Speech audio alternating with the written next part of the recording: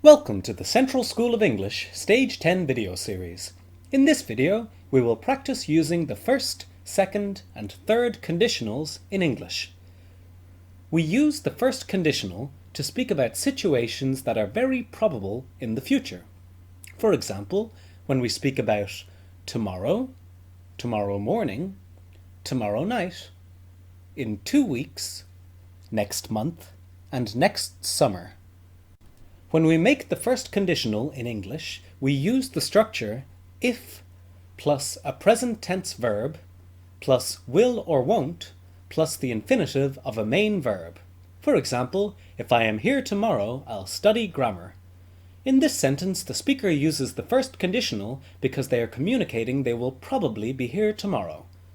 If John arrives early tonight, he'll wait outside. In this sentence, the speaker uses the second conditional because it is very probable that John will arrive early tonight. If Sarah leaves now, she'll catch her train. The speaker uses the first conditional because Sarah is probably going to leave soon to catch her train. We use the second conditional to communicate that something is unreal, imaginary, or impossible. We use the second conditional to speak about the present or the future. For example, we use the second conditional when we are speaking about today, right now, at the moment, now, tomorrow, next month, next January, in 2 years, or in a moment. When we make the second conditional in English, we use the structure if plus past tense plus would or wouldn't plus the infinitive of a main verb. For example, if I was on holiday now, I'd be on a beach. In this sentence, the speaker uses the second conditional because they are speaking about an imaginary situation in the present. They are not on holiday now. The situation is unreal. If I bought a house tomorrow, I'd buy a big house. In this sentence, the speaker uses the second conditional because they are speaking about an imaginary situation in the future. They are not buying a new house. They use the second conditional to communicate that this situation is unreal or imaginary. If I had any job I wanted, I'd be a pilot. In this final example, the speaker uses the second conditional because they are describing an imaginary situation. We use the third conditional in English to communicate a situation that is unreal or imaginary in the past. For example, we use the third conditional when we are speaking about last week, last month, last night, 2 hours ago, 4 weeks ago, 10 years ago, a moment ago, this morning, or when I was 6 years old.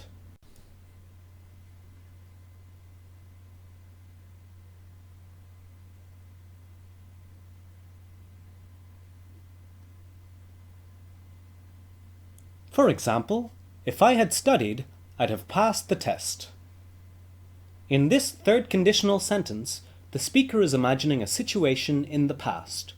They did not study for the test, and they did not pass the test. They are imagining what would have happened if the situation were different. If John had had money, he'd have bought the car. In this sentence, we use the third conditional because John did not have any money.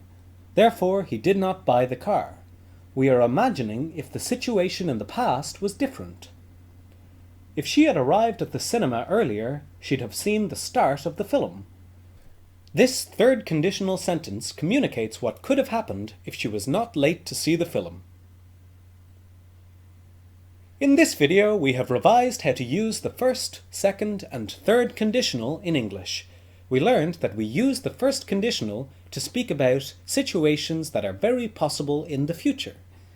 We use the second conditional to speak about situations that are not possible or imaginary in the present and future.